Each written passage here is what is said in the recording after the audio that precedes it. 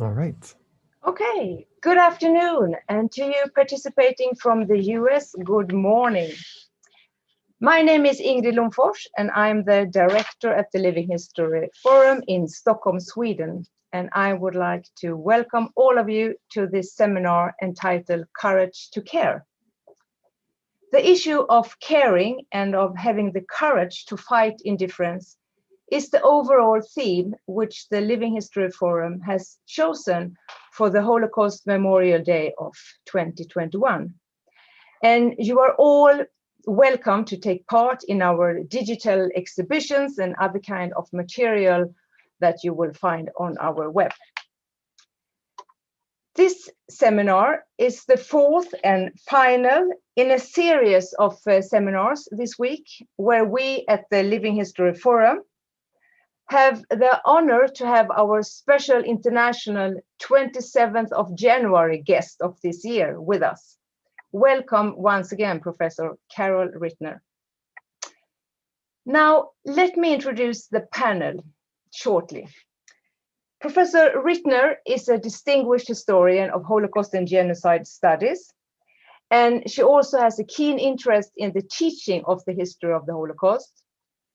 She is the author of several books on themes related to this field. And Professor Rittner is a member of the Catholic Order, the Sisters of Mercy. Welcome. We are delighted to have with us as well the Archbishop of Sweden, Antje Jackelén. She is also an associate professor of systematic theology, religion, and science from the Lutheran School of Theology at Chicago, United States.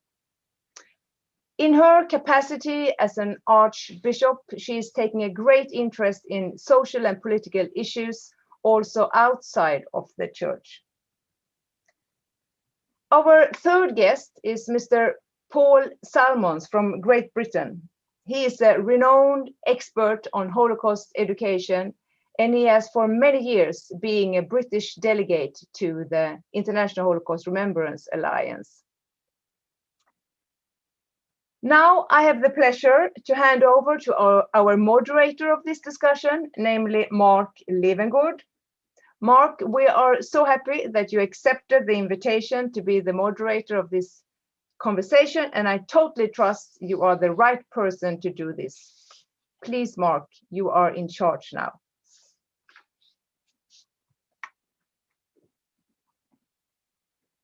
So please unmute so we can hear you. Now I exist now, do I? You hear me? Yes. Wonderful. Thank you so much, Ingrid, for pleasant words, and welcome all of you to this seminar that's going to be broadcasted over Zoom and over Facebook. Now, I would like to start by telling you that it's possible to ask questions, and if you want to ask questions, do so in the Zoom chat. Because if you write to us in the Facebook chat, no one's going to read them, and no one's going to ask the questions. And I'm sure you have really important ones to ask us. So use the Zoom chat for asking questions to the panel. The 27th of January, 1945, Auschwitz was liberated. So anyone born on that day would now be 76 years and 1 day old. And that's quite an age in many ways. And in another way, it's not a very long time ago. What have we learned? Ever since I was young, they told me that by knowing your history, you're less likely to repeat it. And now we have an awful, terrible, disgusting year. And we have seen history repeat itself time after time. So obviously, I mean, I still think it's true, but I don't think it's entire truth. And this is what we're going to talk about during the discussion. We need some other measures to be taken too, to really get the message into people. Going in school in the early 70s myself, nobody ever mentioned the Holocaust. We knew absolutely nothing about it. I grew up in Finland. We knew nothing about anything. It was my father who told me, he lives in the States, and he told me when I was 14 that we actually lost the war. I was like, no, I think we won. And he was like, no, I'm pretty sure you lost, you guys. But in 1978, there came this TV series called The Holocaust. And we watched it. And I remember standing in the schoolyard the following day discussing with my friends that, well, is it true? Is this a made-up story, or did it actually happen? We didn't know. So we turned to our teacher, whom we love dearly. I still love her a lot, even if she's a bit dead by now. But and I asked her that, is this right? Did it happen? Was there a Holocaust? And she said, yes, there was one. I was like, but why doesn't anyone ever mention it to us? And she said, well, we wanted to spare you. You are too young to understand this. And so it was so sensitive back then, and still it's a very sensitive subject. And I'm very, very happy to have such an expert panel with me today. Sister Carol, Paul, Antje, we're so glad and honored to have you here. I would like to ask one question the same question to each and every one of you to start with. If I go to Sister Carol, first of all, is there any problem or any obstacle that the Holocaust confronts you with, being an historian and a woman of religion? Well, first of all, thank you very much for having me as part of this discussion, and with such distinguished conversationalists, and with you, Mark, as the moderator. There are probably many obstacles, but let me tell you about one obstacle I often encounter when I'm trying to teach or on occasion lecture about the Holocaust. And that is that too many Christians, I'll speak out of my own tradition here, too many Christians think that the Holocaust is something for the Jews to be concerned about. That we Christians really don't, it's like a Jewish issue. And what I would say to this is that we Christians have to face the fact that without Christianity and its teaching and preaching of contempt for Jews for centuries, we've had this and not just in the Roman Catholic tradition, but in the Christian traditions generally. Without that teaching and preaching of contempt for Jews and Judaism, the Holocaust is scarcely possible. Now, let me explain what I mean. I'm not saying that Christianity caused the Holocaust, but what I am saying is that Christians have to face the fact that there is 2,000 years of anti-Judaism in Christian theology and teaching, that there are centuries and centuries of anti-Jewish teaching and preaching of contempt for Jews and Judaism that have infected Christians in their thinking, their attitudes, and their behaviors toward and about Jews. Father Edward Flannery, who has died years ago, wrote a book, and in that book there's a sentence that always strikes me. He said, "The pages Christians have torn out of their history books are the very pages that Jews have memorized." While Christianity was not a sufficient condition for the Holocaust, it was nevertheless a necessary condition for that disaster. And as I already said, I'm not saying that Christianity caused the Holocaust, but I think the argument can be made and has been made by many scholars that Christianity prepared the psychological, religious, even the economic seedbed of attitudes and beliefs about Jews and Judaism that enabled so many baptized Christians to be receptive to the racist ideology of Nazism. Of course, we know that there were many stereotypes about Jews that existed before Christianity, but Christianity's negative images of Jews and Judaism, supported by the institutions and social relationships in so-called Christian Europe, promoted these stereotypes, played key parts in bolstering the racial and the genocidal anti-Semitism of Adolf Hitler and the Third Reich.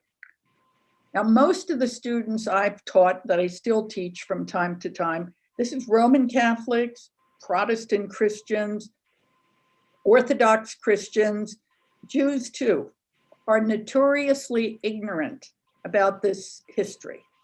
They're just as ignorant about the efforts of the Roman Catholic Church during Vatican II, that is during the 1960s, and of other mainstream Christian churches up to this very day to try to change all of this teaching and preaching of contempt for Jews and Judaism. Now, I find it difficult to fill in the gaps, so to speak, about all of this in one semester. Of course, it's much easier to work with graduate students because they're more mature, more committed to studying in depth these issues. For undergraduates, really, and I would imagine for high school students as well, it's probably hit and miss. I always try to do what I can, though I'm sure I've not done enough to help students understand complexity when it comes to the Christian churches during the Holocaust. And it's tough to teach about all of this. This another, if I could say, obstacle or related obstacle to teaching and lecturing about the Holocaust.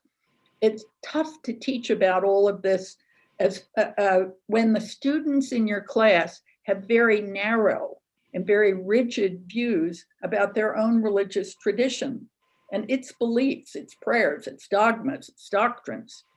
It often seems to too many of them, not all of them, of course, that in my trying to inform them about this history, my trying to get them to learn about this and to reflect on it, on this history, and how Christianity's anti-Jewish elements provided a central background, preparation, and motivation for the Holocaust, that it means that I'm demeaning religion or their religious beliefs.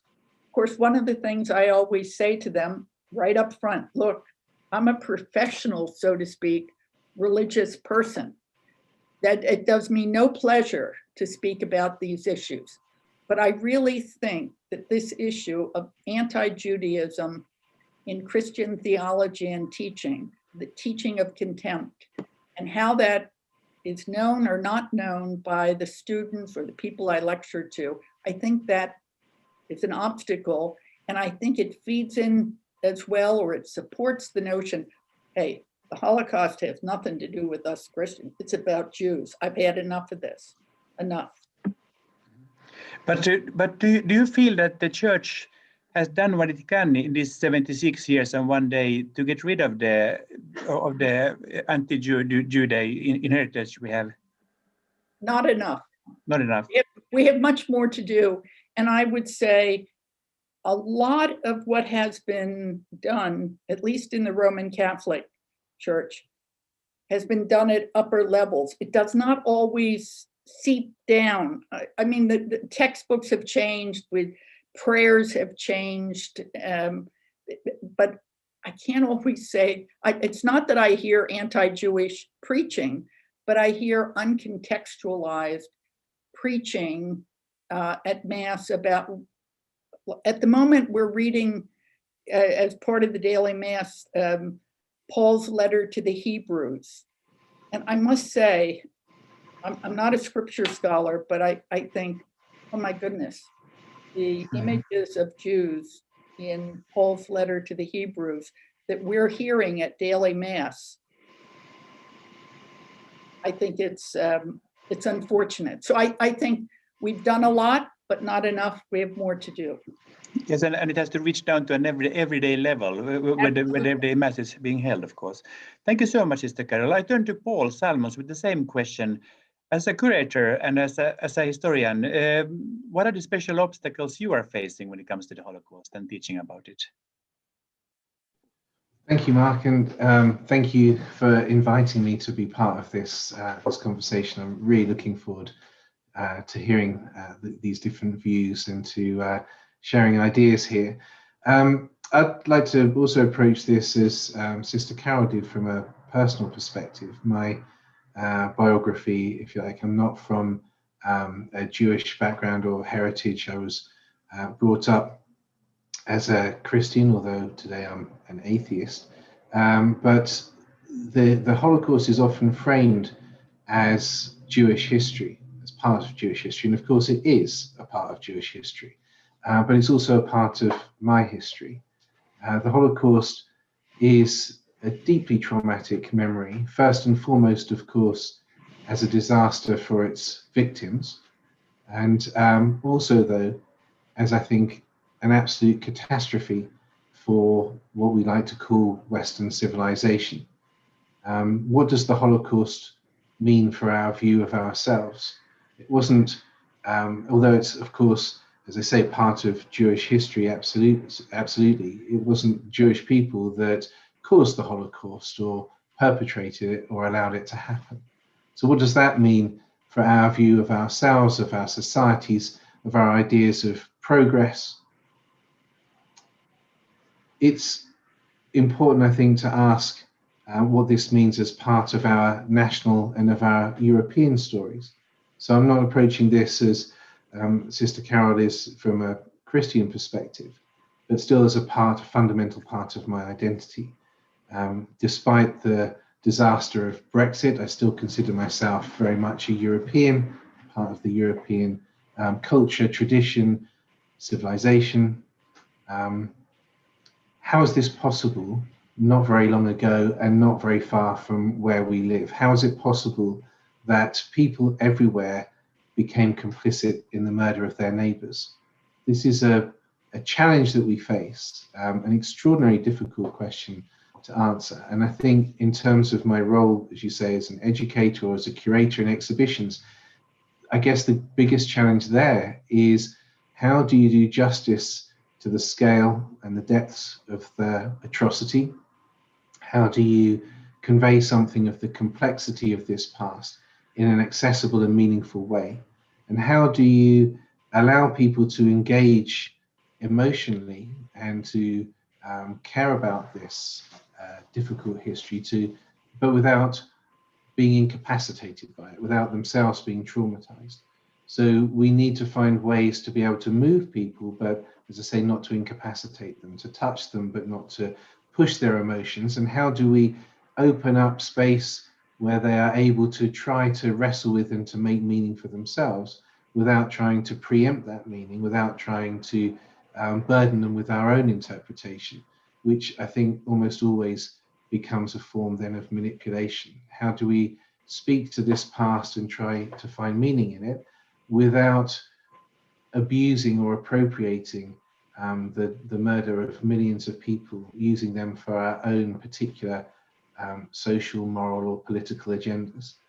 But how within that open space do we also manage to keep a certain limit? I mean, you can't say anything about this history. How do you negotiate meaning, and how do you have a civil conversation about that? So that's not one challenge, I guess, that's rather a number. Thank you so much, Paul. You're talking about emotions. Now, guilt is an emotion that's very easy to feel when one learns about the Holocaust. Is there room for guilt? Does it do any good for a human being? I'm not sure about guilt, in the sense that although the Holocaust, of course, is within living memory, it's the vast majority of us were not alive at the time that these atrocities were committed and these crimes were perpetrated. So for me, it's not so much a question of guilt, but of responsibility to the past and being prepared to take the past as part of your burden of your identity.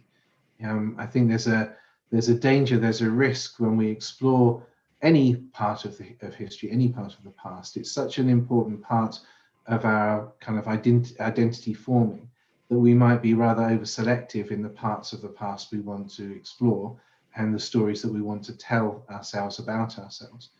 So there's a lot of myth-making. All countries, all peoples, all nations have their foundational myths, but it's not, I think, an authentic way of understanding who we are or our place in the world.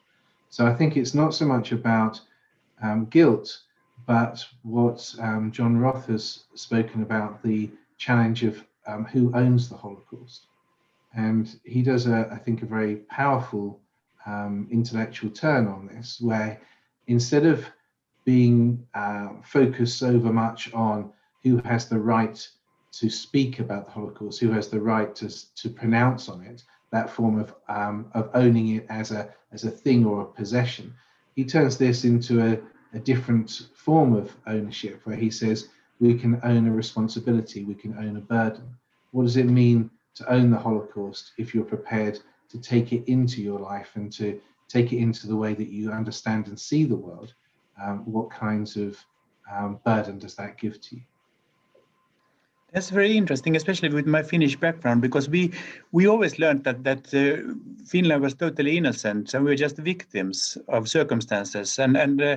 And I always sense that if we don't admit any kind of collaboration, we're never going to get past this part of the history for our sake. Thank you so much, Paul, for now. Let's go over to Archbishop Antje. You're also very, very welcome. Wonderful to have you with us. And are there any special obstacles for you when it comes to teaching about the Holocaust, Antje? Well, first of all, thank you for having me in this important conversation. And in fact, Sister Carol made that point brilliantly about the responsibility of the Christian tradition, and I share that completely. Both historically and systematically. So let me explain what I mean by that. Historically, I mean, there is a stream of anti-Judaism, as Sister Carol said, right from some parts of the New Testament throughout all of church history. Just to give one example of how easy it is to interpret scripture in an anti-Jewish way, as the Gospel of John, chapter 1, 17, I think it is, where it says, "The law indeed was given through Moses. Grace and truth came through Jesus Christ." So if you construct an antagonism between law and grace, then it's very easy to say, oh, this is the old covenant, this is the law, but this is the new, and this is the gospel. And in that sense, it is very easy to deprive Jesus of his Jewishness. Because if you've done that, then you can read especially the Gospel of John through with these spectacles that the Jews, they never understand, and they're bad people, and so on. So that is an heritage that we have it's an obligation to take responsibility for that. But we have seen throughout church history that these themes have come up in preaching, and we see them represented in works of art. And that is a European heritage and European art that we have, like the blind synagogue that is left in disdain, and the triumphant, wonderful, beautiful church. We have, even in Sweden, in some of our churches, murals that represent very ugly stereotypes of Jews. And they just sit there. And of course, we can't take them away nowadays for antiquarian reasons, but they represent also an obligation for how we teach about them and how we describe them. And of course, being the Archbishop of a Lutheran church, I need to address Martin Luther, who from being very Jewish friendly, because I think he honestly thought that Jesus is just so wonderful, salvation is so wonderful, that they can't not convert to be Christians. Now, when that didn't happen, he turned very hateful and actively wrote terrible things about Jews, and things that could serve as support for Nazi ideology. And again, I think it was not sufficient to explain the Holocaust, but it was a necessary ingredient in that. So it's a mixture of unawareness, of uncritical reproduction of stereotypes and prejudice. So with this history, we also can see that it plays a role in systematic theology, that is how theology is built. And one feature that we need to be very critical about is what is called supersessionist theology, or also replacement theology. And the idea behind this is that the new replaces the old. So the old covenant is the covenant with the people of Israel, and the new covenant is with the Christian church. The old people and the new people, and so on. And that, of course, you can imagine how much evil you can get to once you apply this scheme. So, as Sister Caro mentioned, the Catholic Church, Nostra Aetate, in the 1960s, Vatican II, and with increasing clarity, has addressed these questions, as other churches have done. And one issue, for instance, that is quite a marker is when churches actively said, no, we are not going to have missionary activities among Jews. That was a huge step in awareness, I think. And becoming a bit personal, I was brought up in Germany, so I know a lot about guilt and collective guilt and how to talk about that. I was certainly exposed to knowledge about the Holocaust quite early on, I think. But I can also notice, like the Protestant church in Germany, and as you may know, there were people really resisting, brave people, but there were also very many people who had themselves instrumentalized to support Nazi ideology. But when after the war, in October 1945, the church issued a declaration of guilt. And in that declaration, it says, through us, infinite wrong was brought over many people and countries. We did fight against Nazism and so on, but we accuse ourselves for not standing to our beliefs more courageously, for not praying more faithfully, for not believing more joyously, and for not loving more ardently. So these were certainly good words, but what one can note is at that point in history, there was no real acceptance or real awareness of the guilt when it comes to this stroke of anti-Jewishness. And I remembered when I wrote my dissertation in the 90s, I came across a book by a Bible scholar that was issued during the Nazi era, and it was full of references to supersessionist theology, to the point of saying, oh, Israel is a degenerate people and all this kind of stuff. And then I came across a later version of the same book, where all those issues after the war, where all those references were taken out. But what disturbed me the most was there was no reference to that there were two editions of this book, and that's what has been changed and why. It was just, not talked about, and that's something that we cannot accept any longer. Thank you so much, Antje. Do you think that we within the Swedish church have a problem today with anti-Judaism? Or have you done your lesson as a church since the Holocaust? It's an ongoing process. In 2001, the Church of Sweden officially accepted a document that deals with these questions and makes commitments to that is our duty, and we want to fight everything that promotes like anti-Judaism, anti-Semitism, and we see that as an obligation.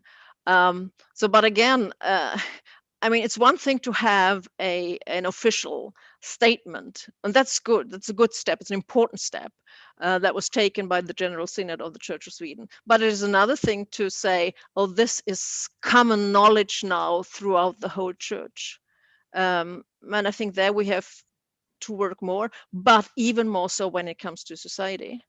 I put a tweet out yesterday about Holocaust Remembrance Day. let us never forget, and let us pay attention and stand up against ideologies that attack and hurt human dignity. And I got about 200 hate comments on that. So that shows us that this is not a done deal.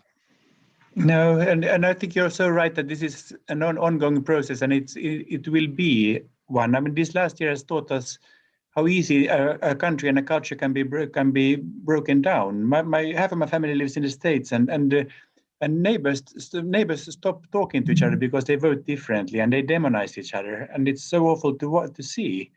So, but let me put a question to all three of you that I've really been wondering about. You so often hear the question that why do you have to teach about the Holocaust? And I went to school for so many years, and we read so many terribly boring subjects. We read about the ear for like half a year, and we had to make small models of it, and there's so many small bones in it. But the question never arose, why teach about the ear? What is so special about the Holocaust, and why is it so sensitive still today to talk about this? Sister Carol. I think it is still so sensitive to talk about the Holocaust because, unfortunately, I think there is still a fair amount of prejudice against Jews and stereotypes against Jews, and I think that's one thing. I think the other thing is Paul raised some good questions about what does the Holocaust say about ourselves as human beings? I mean, we've had John Roth and I, Paul, you already referenced John. John and I have worked on many projects, and we have this new book that has just been published called Advancing Holocaust Studies. And in that book, one of the major questions we ask is, what is all this study, teaching, research, writing about the Holocaust for? When it seems that, as you already referenced, Mark, this past year has been awful. When I look at on the American scene, and I can look at many things in the last 4 or 5 years, but particularly on January the 6th, at that storming of the White House, and we saw these anti-Jewish symbols and hate symbols, and I say to myself, where is this all coming from? I don't so much say, where have I failed, but that's part of what I like. Why haven't what I've been doing all these 40 plus years seem to have had so little effect? So I think it is still it's a difficult issue, and it's difficult in my country. Again, I'll speak when the president of the United States is equivocal about what happened in Charlottesville, Virginia, and the march, and he talks about good people on both sides. I think it's confusing for some people, or it reinforces attitudes that some people have. So I think the whole role of leaders, civic leaders, religious leaders, business leaders, educational leaders, we have to speak out and not be fearful. But Paul mentioned earlier the question that who has the right to talk about the Holocaust and who owns the issue. There's so many ghosts from the past when it comes to our thinking, and I think many people have the sense that all teaching about the Holocaust could be some kind of a Zionistic plot, or it's the Jews who wants us to learn about this. What if the Christian Church made it their task to say that, no, this is our question as well, and it's very important that we take care of this and that we look at our past and our way of behaving. That the churches would make it even more clear that this is a question for everyone, not just the Jews. Well, I would agree with what the Archbishop said, that I mean, there are efforts at the highest levels being made.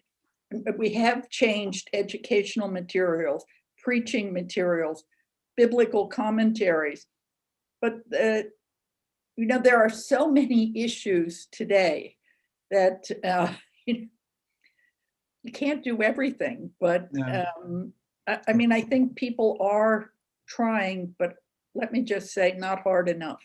I would very much like to hear Paul's opinion on these questions, because you've been working with the education about the Holocaust all your life almost. So why teach about the Holocaust? No. Why is it so sensitive still today to teach about the Holocaust, and why is it questioned?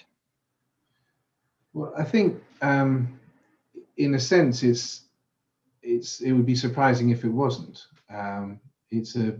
Who wants to learn about mass murder? Who wants to look in such a dark aspect of human behavior and human experience? You know, who wants to spend their time exploring these tremendously difficult issues? As I say, I see them as a real trauma for us, for our societies, for ourselves today. So I think if you're locating the Holocaust within the long frame of human atrocity and mass murder, the Holocaust is rather unusual in the amount of attention that it has received, in the sense that I would argue that the history of mass atrocity has largely been a story of forgetting, that all societies everywhere have tended to write out of their own narratives their stories of committing gross acts of violence and injustice and what we today call genocide. So I mentioned before about that burden and that responsibility as a European to the Holocaust, but as someone from Britain, from the United Kingdom, that burden, of course, is much wider in the sense of our history of imperialism and colonialism. It's an easier story, perhaps, for us to tell in the United Kingdom, the history of the Holocaust, because we've liked to frame that history as being Britain fighting a good war against Nazism, and the Holocaust is the kind of symbolic of that just cause.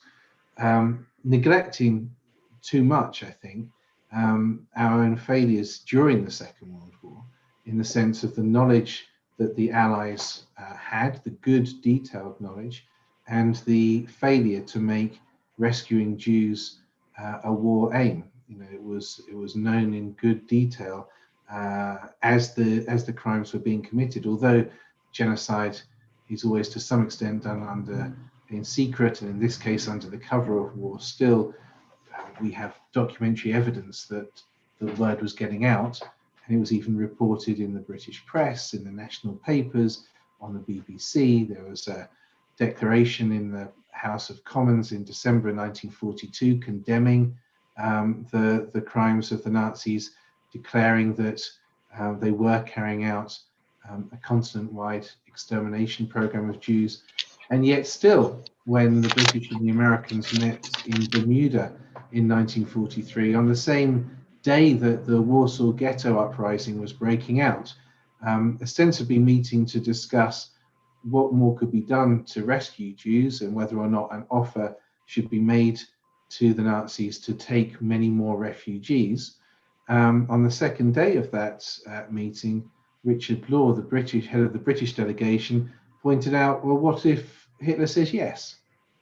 Then we could be in a rather embarrassing position of having to try to take 1 million or 2 million people. How do we do that? What's the logistical issues? How do we manage the shipping? And obviously you could say, how do you feed and clothe and house these people? So better not to offer, better not to ask. This on the day that a radio transmission from the Warsaw Ghetto was actually received in Sweden, crying out about the conditions in the Warsaw Uprising, and the transmission cut off with the last two words, "Save us." And yet the world stood by and did rather little. So, of course, it's natural that people would resist learning about this history. It's extraordinarily difficult. And so, on the other hand, if we choose to ignore it, as we have done so many other mass crimes, if we fail to understand better our capacity for mass murder and self-annihilation, we stand at great risk. And it is the case, I would argue, that the Holocaust is the most extensively documented, the most intensively researched, the best understood genocide in that long history of atrocity. And if we care at all about that capacity for mass violence, if we want to understand why and how societies descend into genocide, if we want better to see the warning signs and strengthen efforts at genocide prevention, then despite how difficult it is, I would suggest that learning more about the Holocaust is a good place to start. I think you wrote somewhere, Paul, that during a European childhood, throughout all the school years, there's like 6 lessons of the Holocaust throughout all the years. Is that an accurate figure? So that's an average. When I was working at University College London with colleagues there, we undertook 2 national surveys of English secondary schools. The first with teachers, the second, so more than 2,000 teachers took part in that in-depth research, and in the second research project, close to 10,000 young people aged 11 to 18 took part. So in that study of teachers, one of the things we wanted to know is who teaches about it, why do they teach this, how long for, what are their challenges, what are their issues. And so the average number of lessons appeared to be about 6 lessons. So the Holocaust in my country on the history national curriculum does have a rather prominent place, and we have a National Memorial Day, we have a national exhibition on the Holocaust in the museum where I used to work, at the Imperial War Museum. So it does have a fairly prominent place within the national discourse, and yet it's still reduced to, because of the constraints of the curriculum, rather a small number of lessons. So I think we can reasonably ask, how much impact does formal education have on our understanding about this, compared to what we consume about the history of the Holocaust through social media, through film, through conversations with our family and our friends, through newspaper reports. So again, our research showed a very high degree of interest in the Holocaust amongst teachers and students, but perhaps knowledge which was mainly drawn from popular sources and discourse, and was often containing and recirculating a number of myths and misconceptions about it. That's very interesting, and we're going to come back to the topic of knowledge and capacity to really show courage when it's time to care. But first, I would like to ask our Archbishop Antje, do you sense that it's in Sweden today sensitive to bring up the topics of the Holocaust when it comes to teaching, or what's your experience? Well, I think the historical and principal issues when it comes to obstacles have been very well described by Paul and Carol. So in that respect, I have not much to add. However, as you ask about Sweden today, I would like to sort of offer a screenshot of our part of reality, or a part of reality in Sweden right now. And I did a quick analysis. As I mentioned earlier, I received quite a number of hateful comments on a tweet that just highlighted our obligation to remember and to stand up against ideologies that attack human dignity. And the characteristics here, I think you can analyze them according to some criteria. There were one that were really plain anti-Semitism. One was a picture of a bloody Jesus on the cross, and the text read, "Yes, we will remember, we will never forget the Jews." And then the other category is personal text, and I think that might stand for a general, like, frustrated and hateful attitude, saying things like, "Hypocrite, you are an awful person, you don't know history, you are a liar, shame on you, resign, you embrace Islam, and you work with terrorists." And the third category I would point to is like, whataboutism. What about Stalin? What about Mao? What about other genocides? And millions of Christians are persecuted, and you do nothing. And fourth category would be conspiracy theory.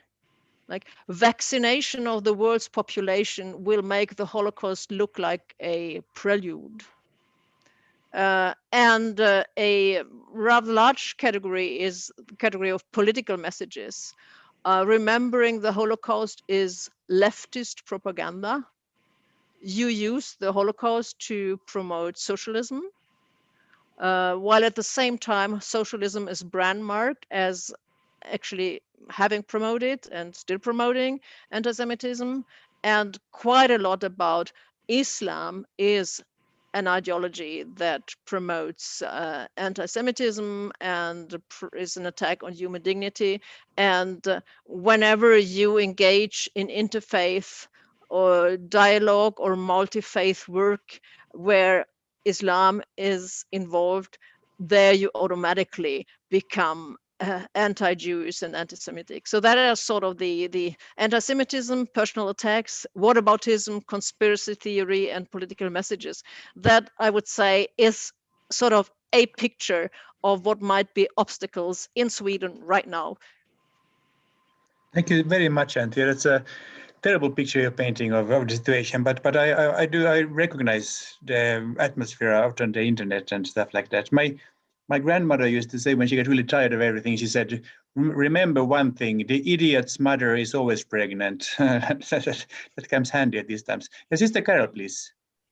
I have a question I'd like to ask the Archbishop, and that is, in this sensitivity issue in Sweden, the whole issue of neutrality, including the neutrality of the Swedish church, which during the war would have been the state church. Does that ever come up for discussion? A brilliant question, thank you. It should come up for discussion a lot more than it does. I think the taste of the word neutral is too good in Sweden, because it's so easy to think, oh, we were neutral during 2 world wars, and that helped us to keep in peace, so neutrality is good. But we know of a lot of instances that neutrality is not good at all. It's neither nor, you don't take a position. And when it comes to the whole issue of religion, then the concept of neutrality is really a very deceptive one, because it easily gets to the point where, say, neutrality means that you can't really engage with religion other than as a private enterprise. And that deprives the public conversation of very important aspects. And it also sometimes turns out to say, well, being neutral in religion means that atheism is a standard. Atheism is neutral. And of course, we all know that atheism also is a conviction of faith that you have arrived at that needs to be respected as other faith traditions as well. So neutrality is sort of something that is hampering a lot of public conversation that should be happening also in connection to the issues that we are discussing tonight. Of course, I don't need to mention that the Roman Catholic Church has its own issues, but I was just sort of curious about that. So thank you for that response. Paul mentioned earlier the national narratives and myths, and neutrality is very much part of the Swedish one, and therefore we got no guilt and we got no responsibility because we were neutral all the time. Of course, it's a awful myth. But I think it's interesting with faith and with courage. Sister Carol produced a wonderful movie in 1985 called Courage to Care. And there we meet all these people who dared to show courage during the Second World War and the Holocaust. And we've always pointed at education as a part to avoid repeating history, but none of those people seemed very educated. They seem to be very, very normal people.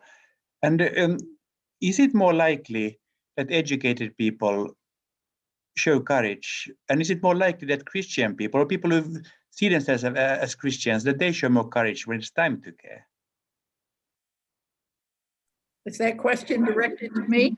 To all three of you. It's for me a very central question. You know, as of, I think it was January 2020, 27,700 plus people have been honored as righteous Gentiles by Yad Vashem in Jerusalem. We know there were probably more. Some died, some Jews who were helped, maybe later in the war, also died. So the stories of the rescue, their helpers could not be told. But I've never analyzed the 27,000, even 20,000 or 10,000, but I would say there are all kinds of people who helped. If I could say the ignorant, by which I mean the uneducated, as well as the diplomats, business people, police people, soldiers, ordinary people. I think that it is probably, I'm not a psychologist like Eva Fogelman, who wrote the book Conscience and Courage. It's a wonderful book about righteous who helped Jews during the Holocaust, and she analyzes motivations that she learns through research and interviews with them while they were still alive. But I would say education was probably a small part. I think perhaps, and I would also say church teaching, whether it's Roman Catholic or Protestant church teaching, probably was a small part of what motivated people. I think what happened in families and how children were raised and nurtured. You know, it's the old nurture nature question. I think there are many things that feed into why a person does what he or she does. So I don't, you know, I'm not about to say it was only those who never went to school or only had a year or 2 or 3 of schooling who helped. We know such people helped, but we also know that there were some diplomats, not enough, of course, who also helped. It's a very interesting, complex question. But do you, with your experience, think that courage is something that you're born with, or can you learn to show courage? Well, Shlomo Brezhnitz, who was himself helped, he and his sister were hidden in a convent school. I think it was in Czechoslovakia during the war. He says that courage always has fear as its companion. And he says that in the book, which I was telling you about, Mark. He has a wonderful essay about courage and fear during the Holocaust. Can you teach courage? I don't know. I think we can learn from examples. I'll use the word grace because I don't know what other word to use. What is it that enables a person to let me back up one moment and tell you, you may remember that about 20 or 25 years ago, here in the United States, I think it was a January day, it was snowing, and an airplane took off from National Airport in Washington, D.C., today Reagan National Airport. And it had sat on the runway for a while as the snow was coming down. So even though it had been de-iced, it had a little layer of snow on it. When it took off, the airplane crashed into the 14th Street Bridge in Washington, D.C. And it crashed. People were obviously, some people were in the Potomac River, the frozen, freezing Potomac River. And there was a man. The helicopters came to try to rescue people. They were dropping down, rescue ropes and things. And there was a man in the water, and he kept handing the rope to somebody else. And 4 times he did that. And I remember giving, on the only occasion that I ever gave a homily, which was at my 50th anniversary of profession as a Sister of Mercy, I said, what kind of life do you have to live to be able to say, here, you take this? What? I don't know. The man who handed the rope 4 times eventually froze to death and died. His body was recovered from the river. What is it that enables a person to hide Jews when they knew that their lives were in danger for doing so? I can only say it's grace. Mm. Thank you for a very, very moving story. Paul and Antje, what is it that enables people to hand a rope to someone else when you're in a river, freezing river? Well, I think taking up this notion of how important was courage as a determining factor in rescue. Firstly, of course, anyone who became involved in rescue efforts showed enormous courage and took huge risks, there's no doubt.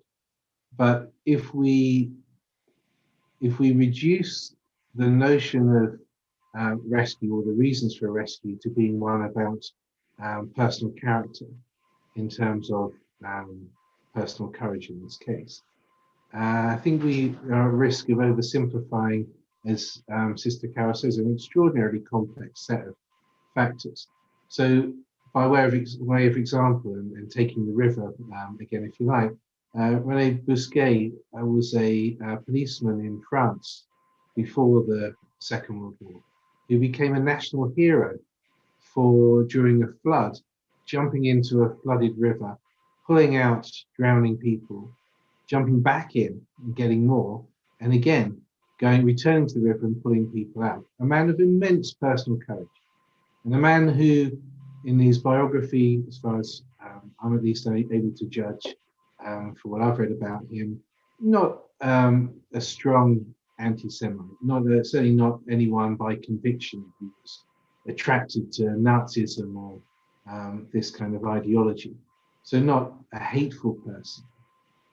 And yet, as head of the gendarmerie in 1942, organized the roundups of Jews and held them in Ville d'Yves, the cycle arena in Paris, awaiting their deportation to Auschwitz. It wasn't because he was scared, right? He's a man of great courage. It's not because he hated Jews that he did these things. He did it, it appears, because it was important to him to protect the independence of the French gendarmes. Because if the French police didn't do these acts, if it was left to the occupying forces, this might increase the strength of the occupation in France and remove from the French police much of their authority. He was interested in defending that position. I mean, how do we integrate a person like this into this framework of either courage or hate or love for your neighbor. Another example, taking a very strong Christian woman living in Poland, Sofia Kossak, before the war, motivated really by her Catholic belief, as the Archbishop and Sister Carol have both articulated this long history of Christian anti-Judaism, led her to see that Jews had absolutely no place in Poland. And she led a campaign, a national campaign, to try to get Jews out of Poland. She wanted them gone. She didn't see them part of her community. And of course, in Poland, had the largest Jewish population in Europe. More than 3.3 million people, about 10% of the population were Jews. So she was clearly very strongly motivated by her anti-Judaism from a Christian Catholic perspective. And yet, during the war, as she learned the knowledge of the mass murders that were taking place, she risked her life. One of the leaders of the Polish underground, Żegota, she risked her life to rescue Jews. She was incarcerated in Auschwitz. She was tortured. She was also they managed to break her out. She had an extraordinary story, and as far as I know, they haven't made the Hollywood film of her life yet. But I guess if they do, I can imagine the final scene will somehow be Sofia Kossak sitting down with her new Jewish friends for a Shabbat meal, lighting the candles together, and now a kind of picture of tolerance and understanding, which would be a gross distortion, because after the war she still didn't like Jews. Right? So so what do we do with that, right? This is an anti-Semite who rescues, and of course throughout Europe there were also people with what we would consider the good, liberal, tolerant, humanistic values, and the values embodied in much of Christian teaching, but embodied also in much philosophical and humanistic thought in our tradition as well, motivated by the golden rule, if you like, and care for one's neighbor. And these people did nothing. Did nothing at all.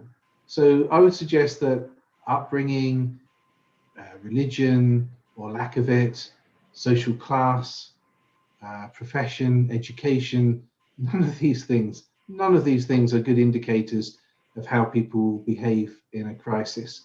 A colleague of mine, Christian Gudehus, has argued the key thing might be if someone is asked to help and they're confronted with that choice, they might be more likely to help. Doesn't mean that they will do, but it seems to me that the catastrophic conclusion, at least for me, in terms of human behavior, is I can't trust my neighbor and you can't trust me.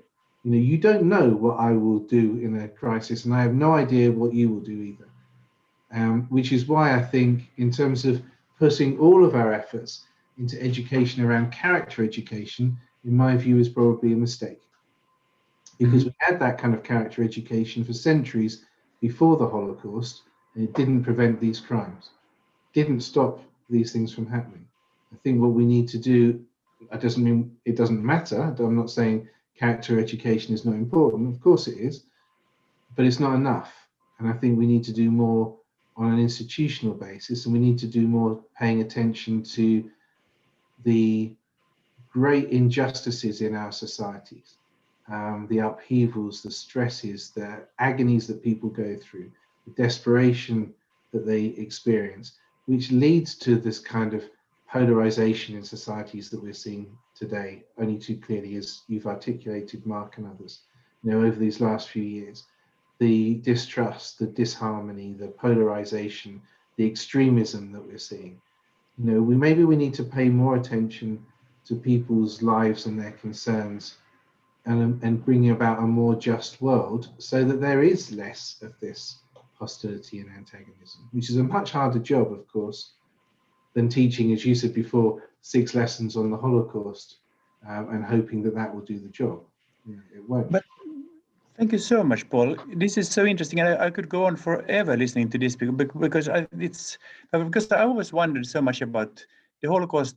Started in Germany, which was the intellectual and educational center of Europe, and yet they couldn't prevent it. It's happening. And should there be like in schools? Should there be like a subject called personal ethics, where the students get to confront themselves and their beliefs in different situations, to make them understand that it does matter how I choose to behave in a crisis emergency? And I don't know, because the big question is, I mean, we've been, as you mentioned, Paul, the Holocaust has been so researched throughout these 76 years, and yet we're in a situation where we really need people to show courage, because the world is very scary at the moment.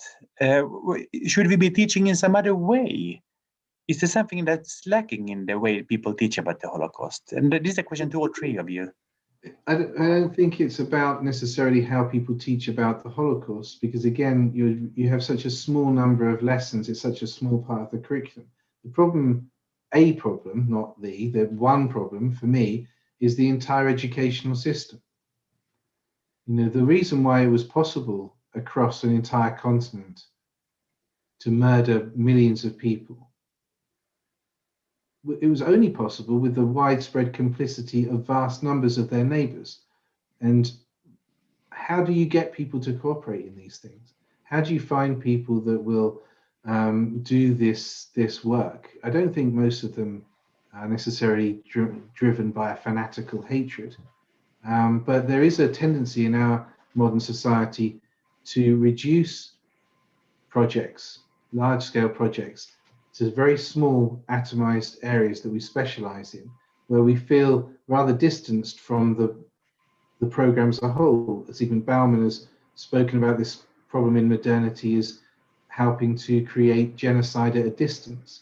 The things that we do maybe have a very large impact elsewhere, but we don't see the direct impact of that.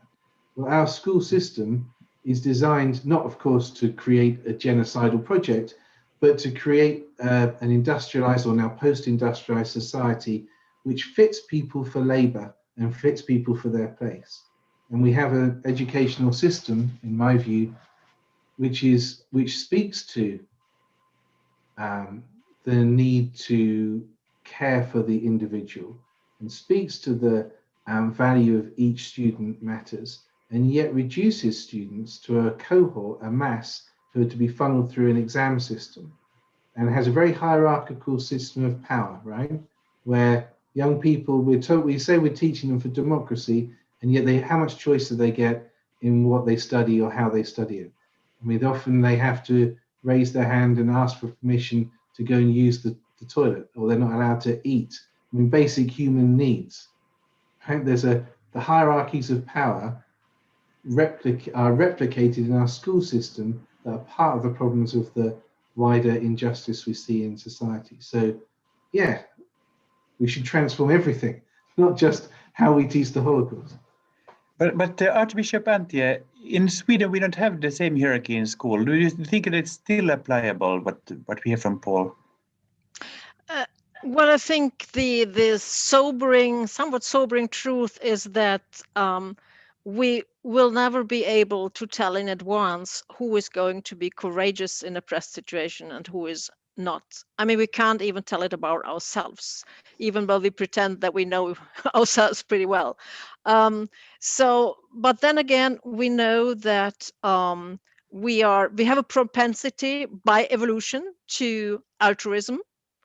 If it comes from this wanting to preserve our common genes or whatever it is, but there is this propensity for altruism. And of course, there's also the question of culture and upbringing. And when it becomes, I once read an article that asked people who had shown this kind of courage that you have been talking about, and many of them said, when they asked, why did you do it? I just had to.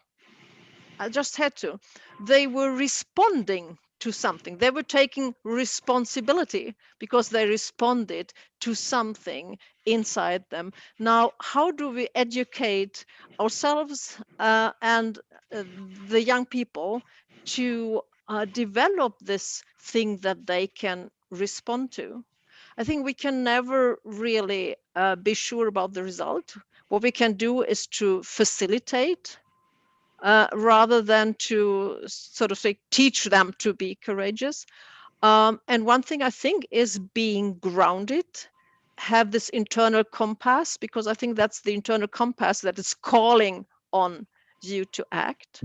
And of course, their faith traditions and the socialization in faith tradition plays a very important role, because it comes with the awareness of both our strengths and our weaknesses.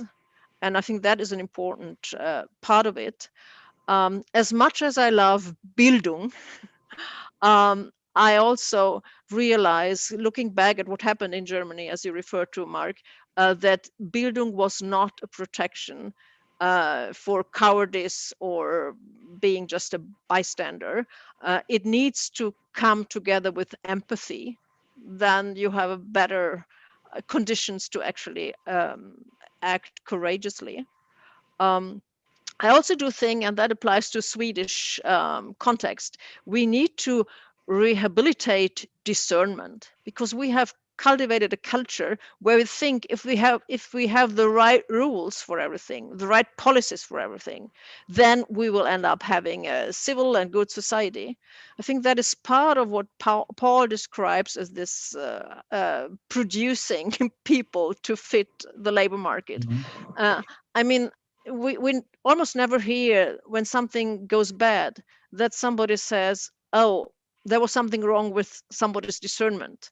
The answer always is we need to review our routines, our policies. So we need to rehabilitate discernment, because I think that also is a precondition for having people who can show civil courage. Then there are more ingredients, but I don't want to be too long. Let me just add the role of examples, of role models. I mean, both of you referred to actually stories about people. And I think the storytelling is such an important element in nurturing a culture where civil courage can grow. Thank you so much, Antje. As I said earlier, before the discussion, we open up for some questions. Now there's room for like one question. I'm terribly sorry, but you've been far too interesting, all three of you. But could we have one question from Ola, please? Thank you, Mark. And yes, there have indeed been some great questions and also sharings. I had one question from let's see, Filippa Göransson. You asked about when is it okay, or when can stories be shared about atrocities, referring back to the comment about how long time passed before the Holocaust was actually talked about. So outside of the classroom and teaching, how can this concept be broadened so that the mistake of silencing does not happen again? When can it be talked about? Shall we start with Sister Carol?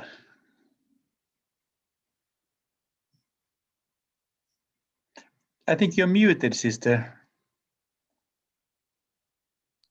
That's even better. Thank you. Right, good. When can it be talked about? Well, of course, I think it needs to be talked about as soon as possible.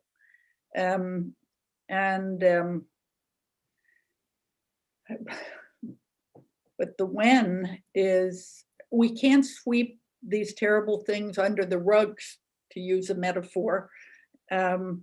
We need to face them, or again, as I said, I'm not a psychologist, but what I've read, if you repress even a difficult memory, it comes out, as they say, sideways. It can't stay repressed or suppressed. So I think we have to speak about things as soon as we can, and in forms that allow us to tell our stories, and for people to hear those stories, to try to be empathetic, to try to understand another's pain. But those are very wonderful last words of this seminar, because we're out of time. I can see you other Paul and Antje nodding, and I would so much love to take you into this as well. But thank you everyone for following the Webbinarium. Thank you for all your questions and for being so enthusiastic about this. Thank you so much, Archbishop. Wonderful having you here. Paul, thank you so much. Such wisdom. And Sister Carol, this is your 4th seminar in a couple of days. You should go on a non-vacation from now. It's you've been so great, and we're so happy to have you with us.